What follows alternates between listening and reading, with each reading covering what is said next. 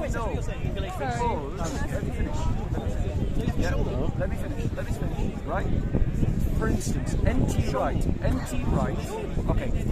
who is a biblical scholar, says that Galatians is written to a Gentile church. Show me where. Dr. James White, who is a biblical scholar, says that Galatians is written to a Gentile church. Dr. Bart Ehrman says that Galatians is written to a Gentile church. Dr. Metzger says that Galatians is written to a Gentile church. So you've got all those biblical scholars, and then you've got Hamza. Who are you going to believe? So now we've established that scholarship you made a claim. weighs against you. Weighs against you. Show me what you've just said. Weighs against Show me what you've just said. That these Gentiles have come to Judaism. We will come to it. Why didn't Paul say, I'm not doing that? No, he doesn't need to jump through your hoops. Doesn't need to jump through your hoops. No, why didn't and again, I'll make a Muhammad point in the Quran say pray 5 times a day? Why didn't Muhammad in the Quran give you an actual shahada? Why didn't he?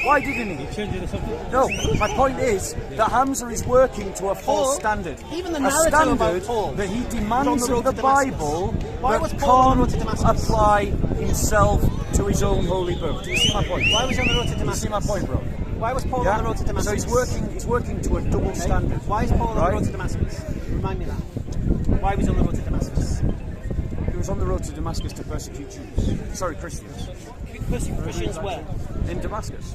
He'd received letters from the priests and he was going to Did they have Damascus. authority? Yes, they did. They were the Sanhedrin. Do you even know who the Sanhedrin are? Who were the Sanhedrin? No, they weren't Pharisees. You see, you don't know what you're talking about, Hamza. You know what you're talking You about. don't know what you're talking about. What's the Sanhedrin? So the Sanhedrin... I'm just going to demonstrate how little Hamza actually knows. You all heard him. He's on camera, but I'm sure the Muslim will edit out this bit. Hamza said the Sanhedrin are the Pharisees. That was a lie. That's what he said. He said they were Pharisees. Did you hear him? Did you hear him? No, I'll tell you exactly what I right, said. you I'll said, tell you exactly what I right, said. and you're wrong. I'll tell you exactly what I right, said. you don't even know who the Sanhedrin. Who are the Sanhedrin? Who are the Sanhedrin? The Sadducees Who are and the Pharisees. Who were they? Who were they? Sadducees. What were they? Stop shouting. You mean like you were shouting just then? Yeah, calm down. Right. Calm Sadducees and the Pharisees. The high priest was a Sadducee. Yeah? They represented Rome in Judea. So not Pharisees. I said Pharisees and Sadducees. You didn't say that. You said Pharisees. No, I said Sadducees and Pharisees. Okay, tell me what the Sanhedrin did. Okay. Can you listen to him, man? No, hold on one second. He's interrupting. He's not listening. No, I'm going to talk. You misrepresented I'm going to talk. I decided doing this. Oh, didn't he? Yes, he did, and people heard No, it it. didn't. What's the Sanhedrin? Okay, so the Sanhedrin is made up of the Pharisees and the Sadducees. What do they do? What function do they have? What do you mean? Yeah, okay. So let me explain to you, because you don't know what you're talking about. The Sanhedrin are the governing authority of the Jewish people. Right.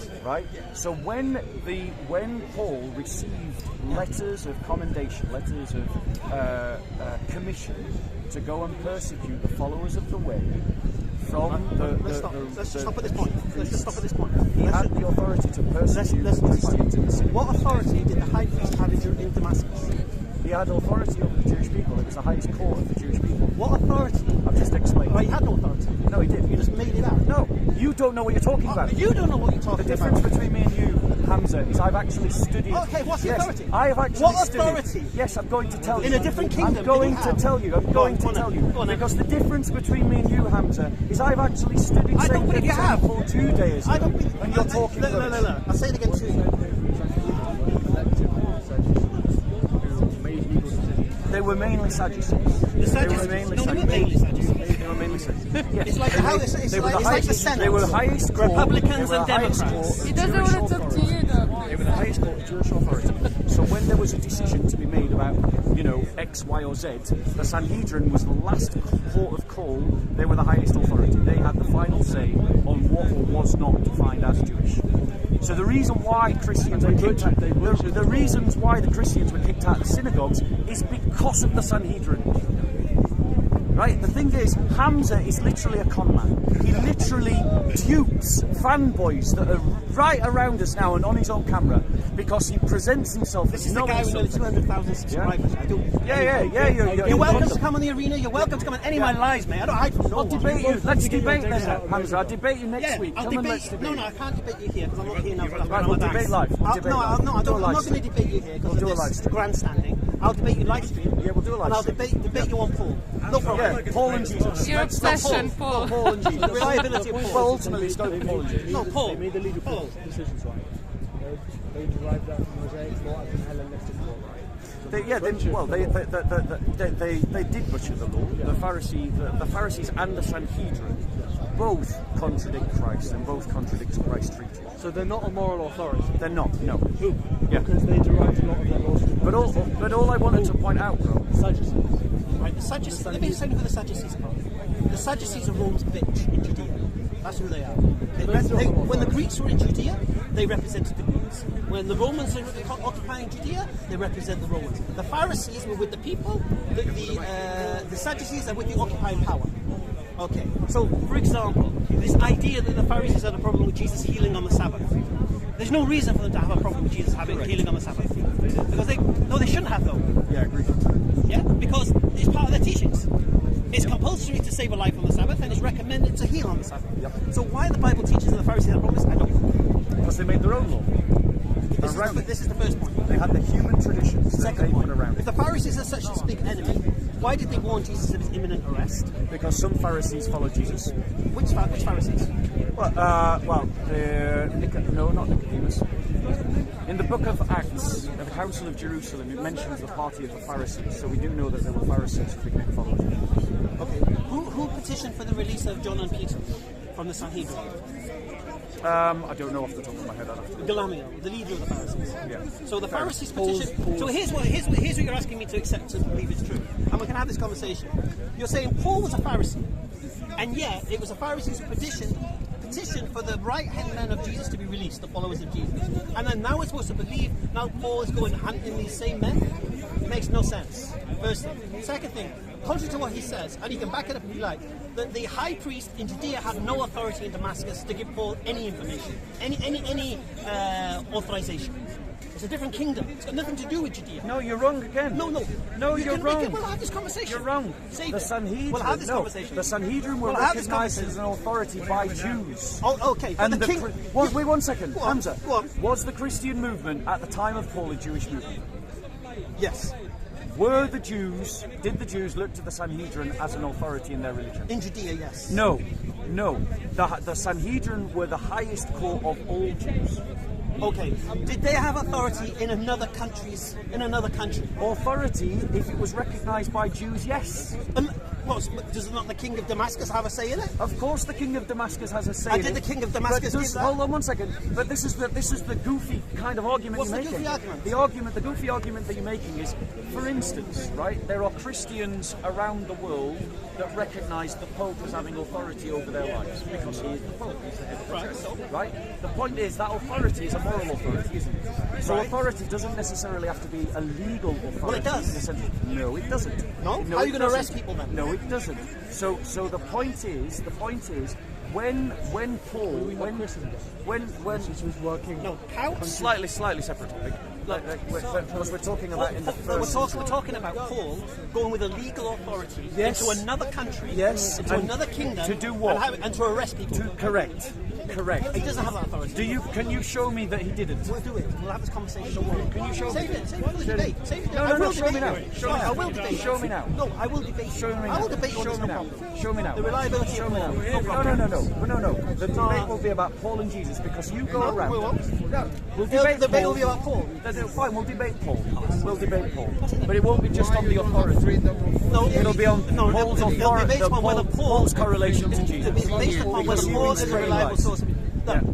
I haven't read any lies. Right? Can I just confirm something with you?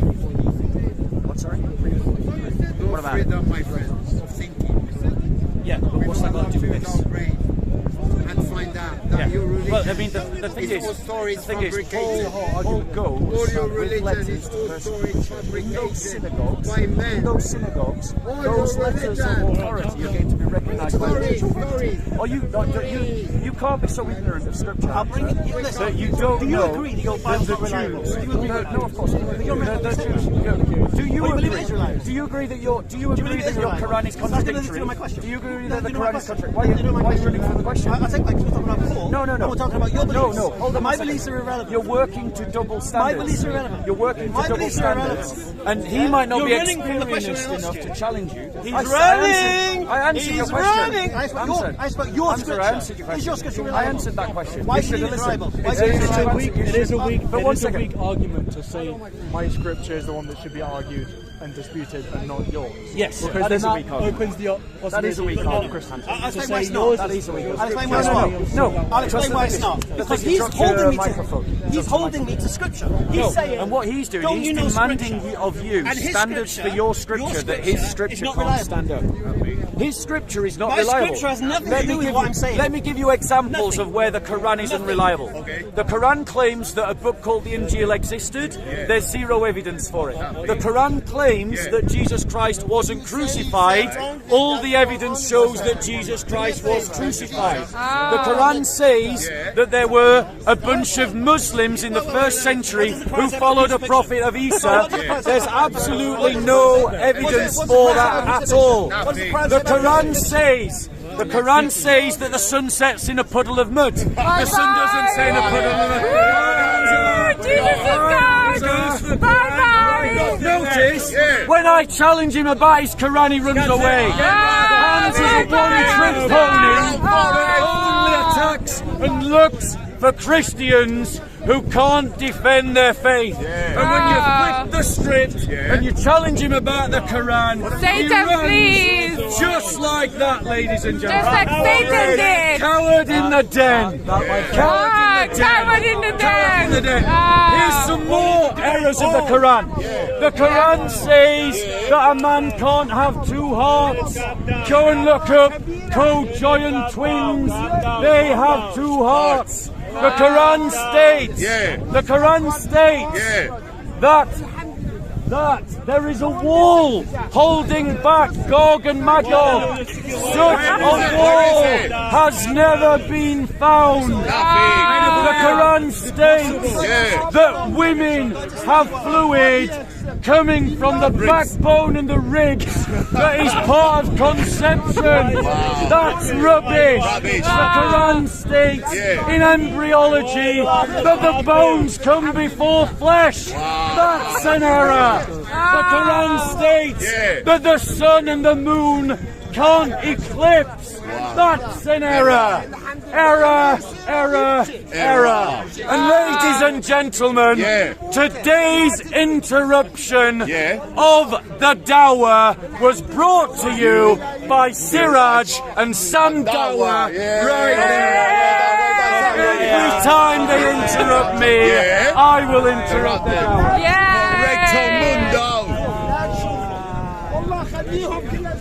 Because we're in Speaker's Corner!